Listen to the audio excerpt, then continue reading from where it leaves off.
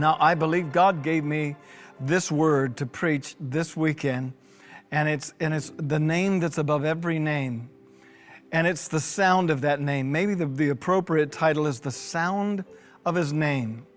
And today I want to start with Philippians chapter number 2 this morning, if you want to follow right along with me, in verse number 8, and this is what it says, "And being found in the appearance of a man," talking about Jesus, "that he humbled himself and became obedient to the point of death, even the death of the cross.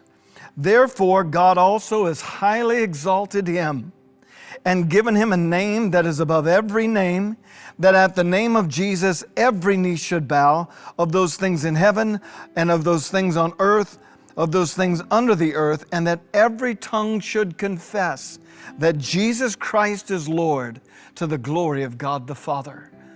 Wow, I love that passage of Scripture. The name of Jesus. Now, if you're hearing me through religious ears, you're going to have to switch channels, because this word is really about the way that we hear that name, the way that we speak that name, and the sound that that name makes in the earth.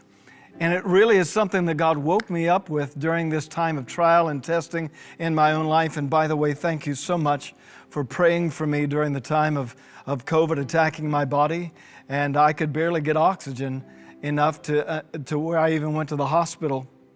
And I want you to know that God saved me, and your prayers made a difference, and God is faithful.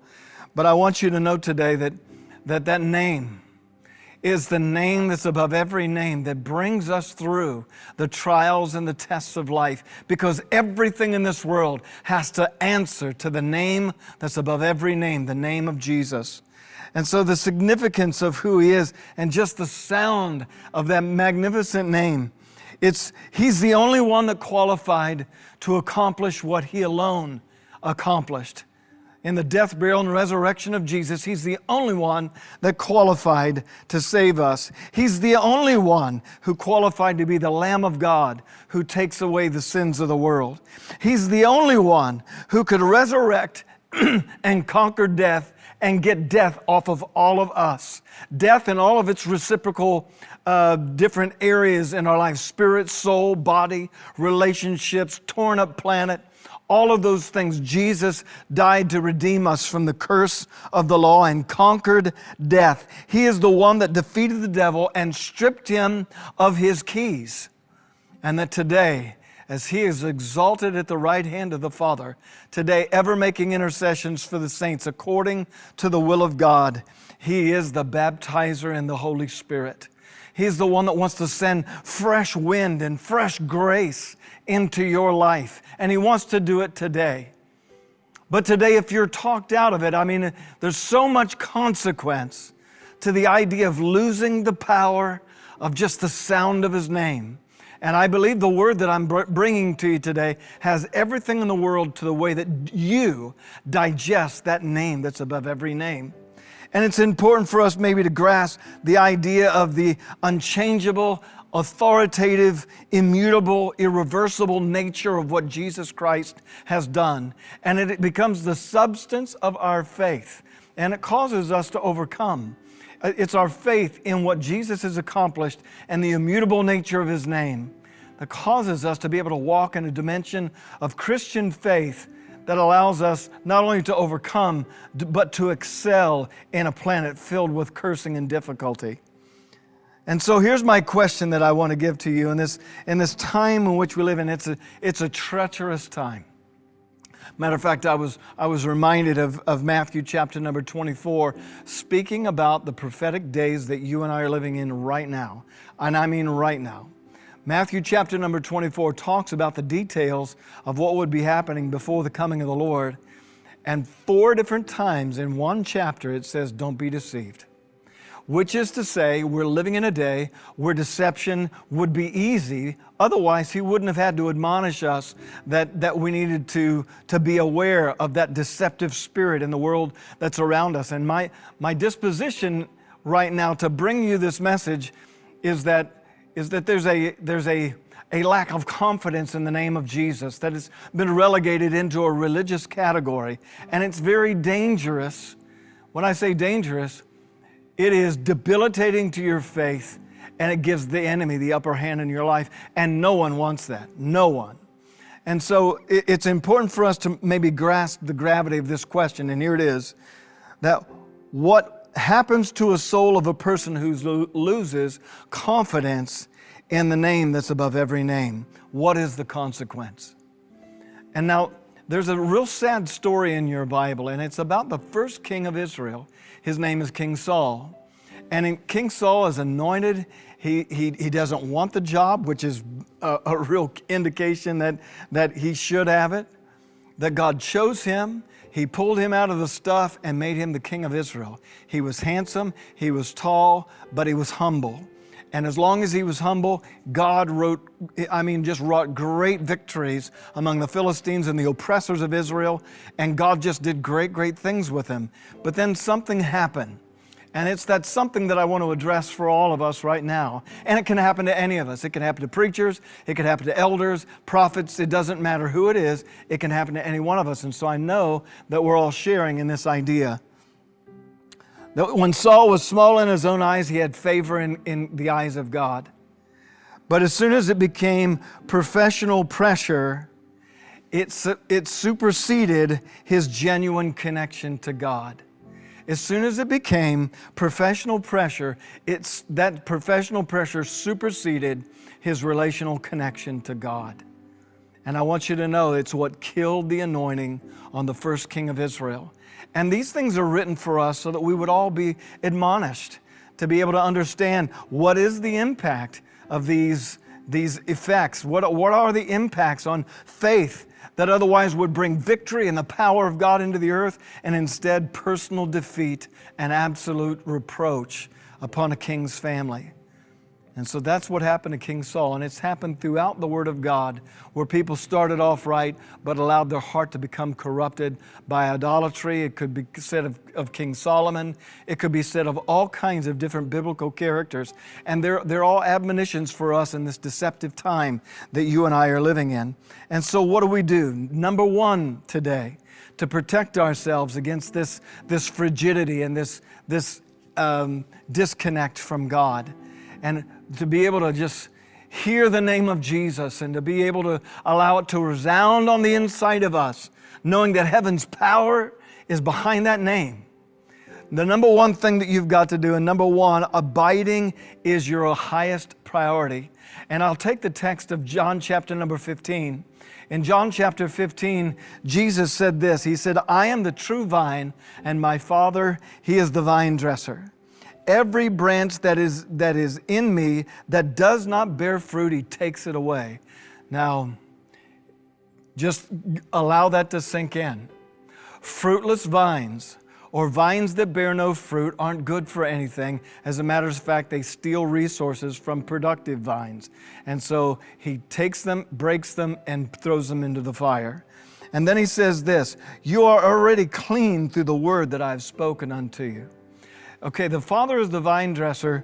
The Bible says that every branch that's in Him, He prunes it. And then He says in verse number 3, "Now are you clean through the word that I've spoken." Another translation, I think it's the New Living Translation, says, "Now you're already pruned for what I've said to you already." In other words, there's a pruning process already going on in your life. And so don't let that stop. Keep the pruning process. Cut away the dead stuff and bring to accentuate the fruitfulness of your life. And I believe God wants that for all of us at Living Word, for us to be able to really, truly become fruitful in our lives, in our relationship to the greatness of our God and of Jesus Christ, and of just being able to speak His name, knowing that it's coming out of your mouth with power. And so that's more than religion, isn't it? It's much more. And I believe that's the admonition that God's giving us. And so He says in verse number 4, "Abide in me, and I in you, as a branch cannot bear fruit of itself, except it abides in the vine. Neither can you unless you abide in me. I am the vine, you are the branches. He that abides in me, and I in him, bears much fruit, for without me you can do nothing." Interesting. The abiding aspects of being in Him is what causes our lives to be so magnificently fruitful. It's Him. It's His energy. It's His life. It's joy. All the different things that come out of Him. And I'm going to use an acrostic here. and it's the word sap. It's sap that comes through the vines. And sap is what I'll describe as spiritually active participation. Spiritually active participation, sap. And so when the sap is rising, when we're participating with God, the legitimate joy of fruitfulness of joy comes out of our lives. It's not contrived. It's not, I'm depressed most of the time, oh God, help me. It is, no. When the sap is rising in my life, the fruitfulness of joy rises in my life. Or maybe here's another one, confidence and security. I don't live in insecurity anymore. I live securing, knowing that God is for me, and if God be for me, who could be against me? I'm confident. I'm secure in God. And that's when the sap rises. When the sap rises in my life, the love of God becomes a strength in my life instead of something that I'm aspiring to do and constantly failing at. Suddenly the love of God's picking me up and moving me forward. And that's what the love of God does. It's a compelling force. Matter of fact, Romans 5:5 says that the love of God has been shed abroad in our hearts by the Holy Spirit. And then as acceptance, man, I'm telling you, when the sap is rising in my life, that spiritual active participation with God, and I'm magnifying that great name, when that's happening, that's suddenly accepted. I know the Bible says that I'm accepted in the beloved, just like 1 John tells me. You are accepted in the beloved, my dear friends. You say, well, I failed 1,000 times. Well, I don't care. Because your perfection was never the standard. It was His perfection. And because of what He has done, today you're accepted in the beloved. You say, but I failed 5 minutes ago. Well, repent real quick and get back in fellowship with God. And so that's what acceptance does. We'll give you an opportunity to pray before the end of this time together, and God's going to restore your life, and acceptance is going to saturate your soul once again. And joy will come as a result of that as well. Freedom. Oh, freedom. There's nothing in the world like freedom. Freedom is the best thing in the world. And let me just describe what I felt like the Lord put on my heart to share about freedom. That is, nothing inappropriate has a hold on my soul. That's freedom. Nothing inappropriate has a hold on my soul. And I want you to believe that that's exactly the way that God wants you to live. Freedom means I'm in Christ, He's in me, and today I'm happy about the arrangement. And today I resist every claim jumper that tries to step onto the property of God in my soul. No. These and these are not for trash. These and these are for the glory of God. And so I want you to understand today you're a vessel of honor, sanctified meat for the Master's use, prepared unto every good work, just like the pastoral epistle says, and free acceptance and boldness. And boldness is another one that I'll just mention and then move along. That when you're bold in God, it's because you know you're not alone. The Bible says when Peter and John spoke to the Sanhedrin after the day of Pentecost, and the Bible says they were told and commanded never to preach in the name of Jesus, they said we ought to obey God rather than men. Now that's a bold statement to make in front of people that just crucified your Savior. And so that's what they said. There was a boldness on them. And this is what the Bible says, that they beheld the boldness of Peter and John, and when they did, they took knowledge that they were unlearned and ignorant men, but that they had been with Jesus. In other words, they weren't scholars, they weren't seminary graduates, but they were profoundly different because they'd been with Jesus. And friend, I'd rather have the accolades of God and the sonship of God in my life than all the accolades that this world could provide. And I just want you to understand today, that's where victory comes from. It's abiding in Jesus and Him abiding in you, and fruitfulness of God coming out of your life. And so number one, we've got to figure out how to abide in Him, that there's no substitute for these things in our lives. No substitute, and there's no other way to get them other than an abiding relationship with Jesus. Let me put it this way. Grace made a way, but abiding makes it work. Let me say it again. Grace made a way, but abiding is what makes it work. If it's not working for you, you might know about grace, but you might not be abiding in that grace. And today, you need to stir the gift on the inside of you. Secondly, today, I want to share with you of what do you miss if you disconnect from the source of life. So it's the opposite thought of the abiding thought. What happens when you disconnect? What happens when you're a cut flower? In other words, you can receive a beautiful bouquet of flowers at your home, and they just look live and they're lovely and they smell good and all the different things that a bouquet provides. But you have to understand that once that flower has been cut and its stem has been severed from its root system, it is in the process of death. No matter how long it takes for that flower to die, it's in the process of death. And I want you to understand today that abiding for each one of us is absolutely essential for each one of us. Do you know Israel came out of Egyptian bondage, and they came into the wilderness and they observed the great works of God. Can you imagine seeing the water stand up in the Red Sea on either side of you and walking through on dry ground? And when the enemy tried to pursue you through that, the experience of watching that water crash in upon your enemies. I'm telling you, these are the experiences of this Psalms 106 passage that I want to bring to you today. But the Bible says that they experienced these things, but they forgot the works of the Lord. Now that's it. That's what happens when you stop abiding, is you forget what God's already done in your life. That your testimony begins to wilt away. Your testimony becomes a cut flower. And so the Bible says in Psalms 106, and this is verse 13, 14, 15, the Bible says that they soon forgot His works, and they did not wait for His counsel, but lusted exceedingly in the wilderness and tested God in the desert, and He gave them their requests. So He was answering prayers still, but He sent them leanness into their soul. Leanness into their soul. Listen to that. Listen, when God's Word says He sent leanness into their soul, it means they became carnally minded, and so they may have looked alive, but they were dead on the inside. That they were a mile wide and an inch deep. And friend, there's no way to survive the tough times of life like we're experiencing right now. There's no way to survive the day there. And so it's important for us to understand that God gave them over to leanness of soul. And I just want you to hear that. Man, there's so much leanness of soul.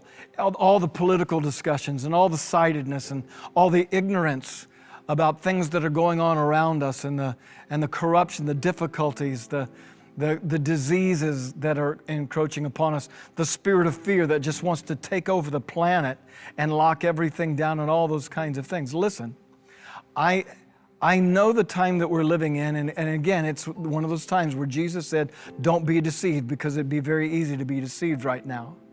But if you give yourself to leanness of soul, it's like the depth of a Facebook post. Sometimes I just wonder, where in the world is the depth of people? That they make carnal comments, they even make snarky attitude comments, and they're all based in ignorance, and they're worth absolutely nothing. It's leanness of soul, and it's exactly what the Word of God says. And so loss of identity happens. When leanness of soul comes, there's three things that happen. Number one, you lose your identity in God. And I just want you to understand, you can get it back.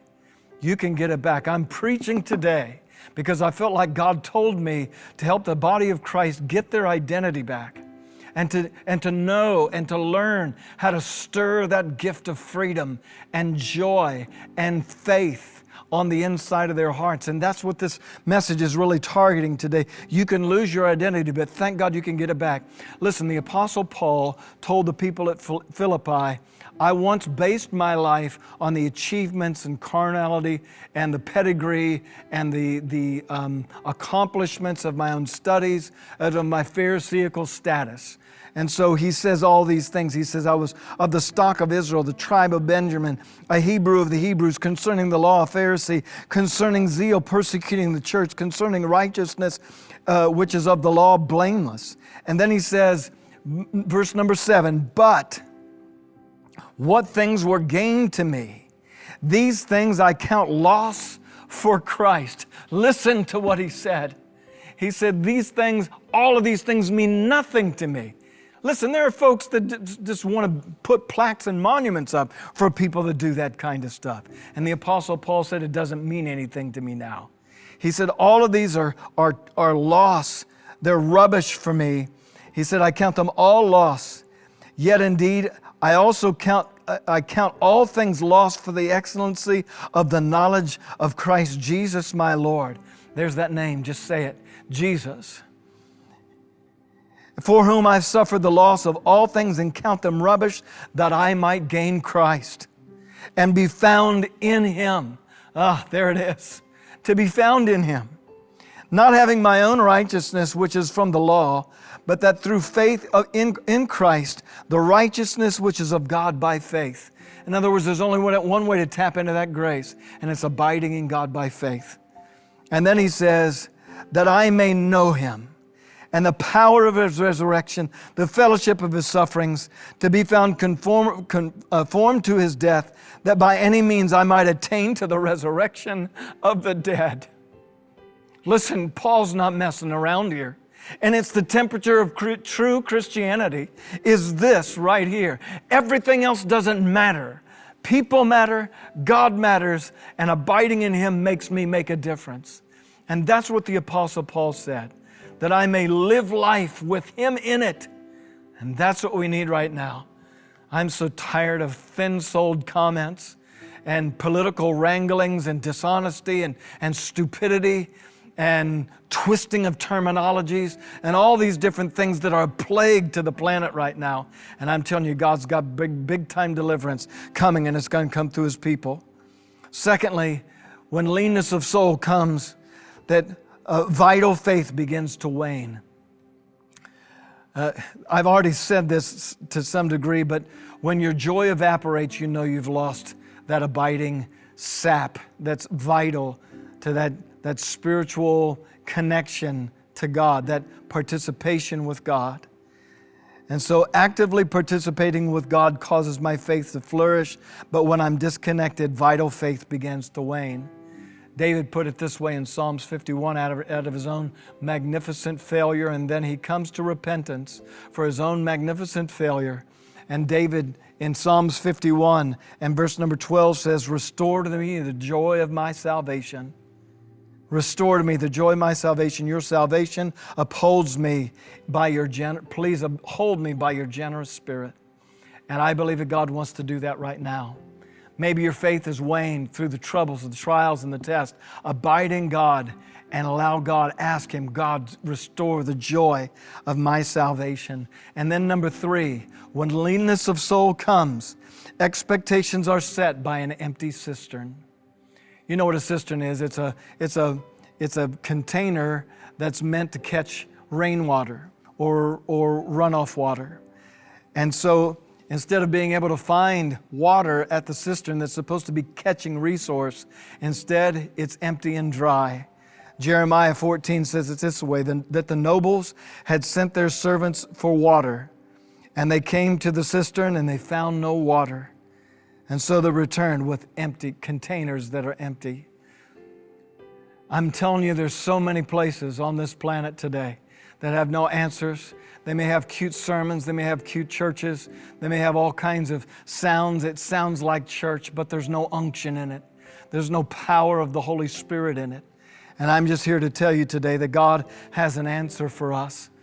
Psalms chapter number 3 and verse 1 through 3, Lord, how are they increased that trouble me? Doesn't it sound like today?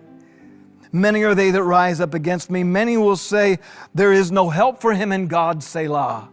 But thou, O Lord, art a shield for me, and you're the glory, and you're the lifter of my head. And I believe that's the day that you and I are living in right now, that we need to call upon the name of the Lord, and God's going to restore to us. He's going to be a shield for us in the midst of this very difficult time. And so there's 3 things that are vital to make your faith bright and to make your faith real because of our abiding in the name that's above every name. And so number 1, you've got to have a revelation. Number 1 is revelation, that the true greatness of Jesus Christ is something that you get. It's not something that you just believe historically. It's something that you know is true for Him right now. He's absolutely great. That His complete victory was for us. He didn't come to get His own victory, He came to get yours. And once you know that, the revelation that what He did for you, once that begins to penetrate, suddenly you realize that I'm living in an inheritance that I did not deserve, it's not wages for a life well done. It is an inheritance that came because when He died, the inheritance and the will of God came to pass. And when He resurrected from the dead, He's overseeing the will of God in your life to see that it comes to pass, just like He bled and died and rose from the dead to make happen in your life. So the revelation is that His true greatness needs to be understood, that everything He got in victory, He got for us, and today it's yours by an inheritance. That's number one, revelation. Number two, expectation. This is where faith leaves the realm of thought and becomes the power of God in your life. And it's expectation. The New Testament pattern comes alive when I see myself in Him. Paul said that I may be found in Him. And that's what you are right now. You're in Him, friend. And it's the safest place in the world to be is in Christ. The safest place in the world for you and I to be is abiding in Him. The disciples, they were no longer competing for standing in God. After the day of Pentecost, they were no longer competing for standing. They were standing because they were no longer competing. That's the revelation. They stood, and the reason why they could stand boldly in Christ is because their standing had already been settled. I'm in Christ, He's in me, and that's all I need. I don't need a title. I don't need something to stroke my ego or accentuate the power of my logo. Today, I want you to know today that God is for you. And if God be for you, who can be against you? I have standing, therefore I can stand. And that's what the expectation of our lives are. You know, what were the disciples' expectation? The Bible says in the Great Commission of Mark chapter number 16, and this is what it says, and the Lord, when He had spoken to them, He was received up into heaven, sat down at the right hand of God. And they went out and they preached everywhere, the Lord working with them and confirming the word with signs following. And that's what God does. He works with you. He works with His word to confirm the word with signs following. It's the name. He said, go in my name and preach the gospel. Go in my name, live the gospel, abide in Christ. And these great things are happening. So number one, you got to have the revelation. Secondly, you need expectation. And thirdly, and most importantly, if you want your faith to come alive today, you've got to have a celebration. The celebration is where life really hits. It's when it takes over the agenda of your life. Listen, you may have never been a praise and worship person. You may have thought it was complete fanaticism and that all of Christianity was contained within some cerebral exercise. And I just say that's the most foolish thing I've ever heard in my whole life. People get more excited at a football touchdown than they do over Jesus Christ. And I just think it's pathetic. God wants today for there to be a living celebration in the lives of those who abide in Him. And I'll know whether or not that you're abiding as to whether or not there's a celebration going on of all that He's done and all that He wants to do in our lives. And 1 Peter, in closing today, this is the way that 1 Peter puts it. That you are a chosen generation, a royal priesthood, a holy nation, and God's own special possession, that you may proclaim the excellency of Him who has called you out of darkness and into His marvelous light. For you were once not a people, but now you are the people of God, that you had not received mercy, but now you have received mercy. Listen, my word to you today is real simple, that God wants to do something absolutely magnificent in your life. But the only way that He can do that is for you to abide in Him and to be able to, through abiding, to rejoice in the Lord our God. And so today, let me just end this message by saying to you, if you've never given Jesus Christ the Lord of your life, what are you waiting for? If you've never made Jesus the Lord of who you are, or maybe the best you could ever say that you've ever done is just go to church, may I say to you, it gets so much richer, so much deeper, and the resource so much more profoundly life-changing if you'll just extend faith in Jesus Christ. That you'll just, and you don't have to understand it all, you just need to know, I need to commit my life to Jesus Christ. Commit myself to understanding what this thing is all about, and He's going to change me forever. I know He will. And so, for you, my dear friend, I want to pray for you now. And I want to pray that God would not just only bless you on the outside, but that taproot on the inside of you would tap into that stream of living water that can only be found in Jesus Christ.